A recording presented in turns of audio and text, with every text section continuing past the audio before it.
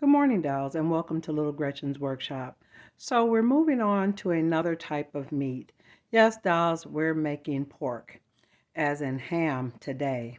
And also I'll be showing you how to make some barbecue spare ribs, but that'll be later in the video. But I usually start out for my ham with a pre-baked piece of beige or off-white colored clay.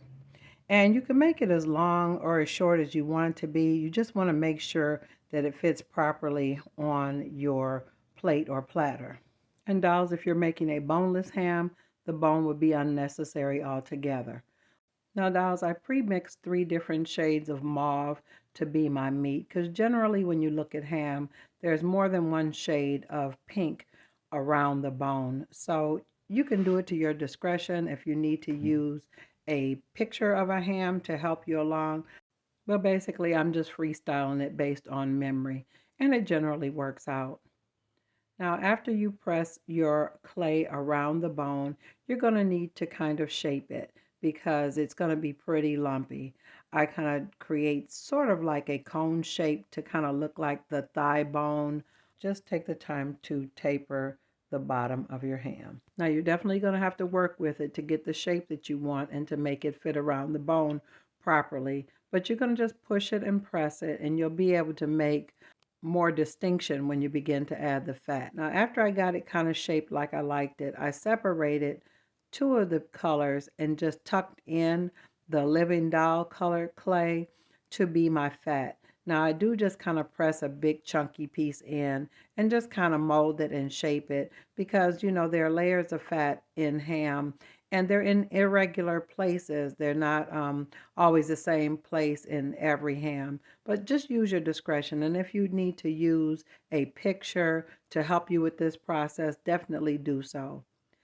After you add the general pieces of fat, you may need to do thin snakes to add additional layers of fat to add realism to your ham. Just take your time, use your inspiration picture to guide you as you add additional detail. Now, dolls, I want to encourage you to take your time.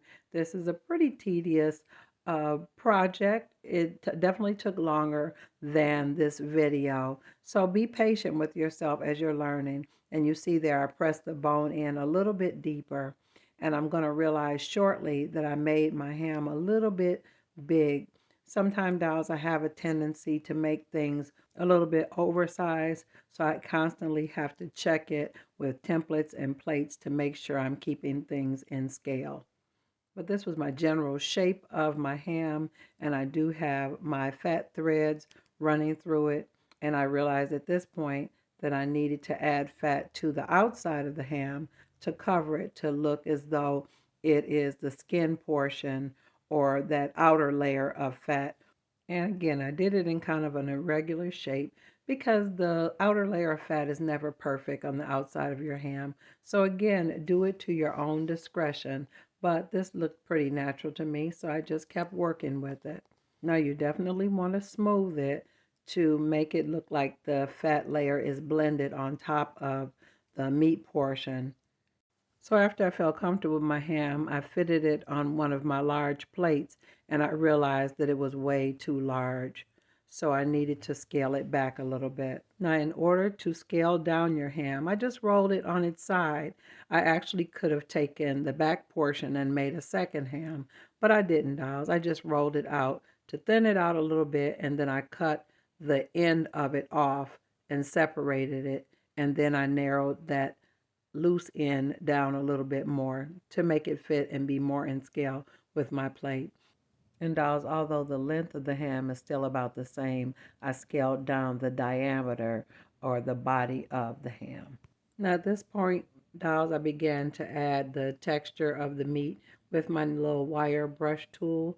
Now you definitely can use a straight pin or a toothpick, something really tiny to add the textures and the striations of the meat to the front of the ham. And I also kind of gouged out some parts to the bone to make it look as though the bone had marrow.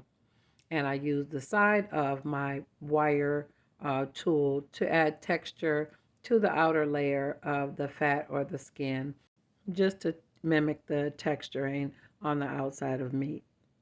and I was pretty happy about it. Now, this actually kind of gives you more the impression of a raw piece of meat, but dolls, you could use it either way, whether your meat is cooked or raw. This is what I did in this particular case, but it can be used multiple ways. I'm really pleased with the way the meat looks, and it actually looks raw. Now, I did use some chalk pastels in orange, red, and a yellow color to add some coloring to the outside of the body of my ham because I do want it to look like it has been cooked or roasted or possibly glazed. And here is my ham. It has been baked and it has the chalk pastel on it, but I haven't added any of my detailing or the acrylic paint and alcohol wash, but I just wanted you to see what it looked like baked.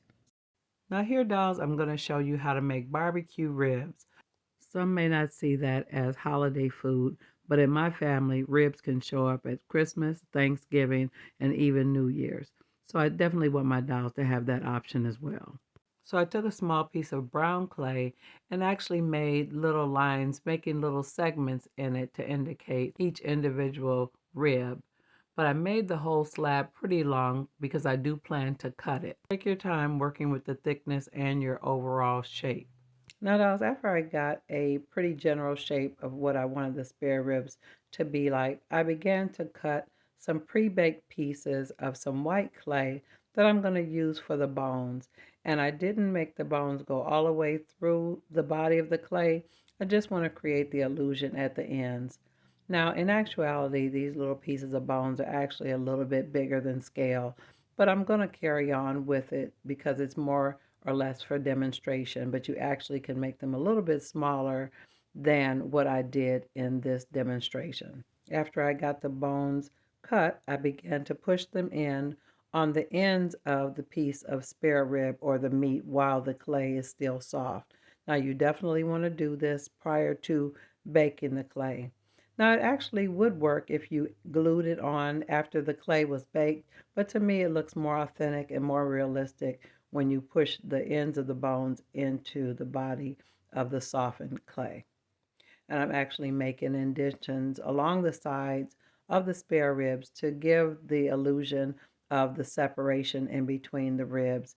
Now, dolls, after I felt like the bones were secure, I began to texturize the surface of the ribs with my wire tool to provide more realism. In this clip, the spare ribs have been baked. Now, dolls, you know I like my colors to be layered, and I began with the layer of red, and after the red, I did a brown, and I did the burnt sienna to give the meat a cooked look and to add tones to the ends of the bones.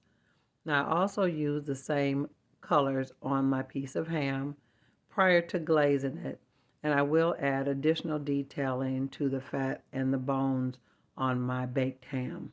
Now, dolls, always take your time when you're adding your shading and coloring your meat because you don't want to overdo the color and give it a cartoony effect. Take your time and layer thin layers. Don't use heavy opaque layers. Always use your alcohol or water washes to give it a transparent look. And constantly turn your piece of work to make sure you're getting all the sides. If you need to wipe off any extra, just use a baby wipe or a piece of cloth. Now, after the layers of color were dry on my spare ribs, I began to cut them with my craft knife to make the pieces small enough to arrange them in my dishes for my scene. Now, it's also better to do this when your clay is soft, but I forgot, dolls, but it's no problem. You definitely can do it after your piece has been baked. You will just need to use a little additional caution and patience so that you don't crack your meat. Now, after the first layer of colors had dried, I felt like it needed additional color, and I added another layer of the red and the brown to give the look of barbecue sauce. And dolls, after I was comfortable with the shading and the color of my spare ribs, I then added a couple thin layers of my triple thick glaze to seal my work and give life to my completed polymer clay barbecue ribs. Now, when I got on to my ham, I added a really thin layer of the triple thick glaze to the outside of the ham to give it the glazed look. Now, dolls, you can make this as thick or as thin as you like. I wanted this little ham to look cooked and glazed or finished, but I didn't want it to have that super glazy look, if you know what I mean. But definitely make your ham to suit your feast. Now, dolls, I did add a little additional color and detailing to my ham, but these are my completed pieces. Now, dolls, if you enjoyed this video today, definitely let me know in the comments. Also, like, share, and subscribe, and always look for me on Mondays and Wednesdays after 7:30 p.m. Eastern Standard Time. We do have quite a bit of work to do to get ready for the holiday, so I'm looking forward to seeing you on the next episode of Little Gretchen's Workshop. Bye-bye now, dolls.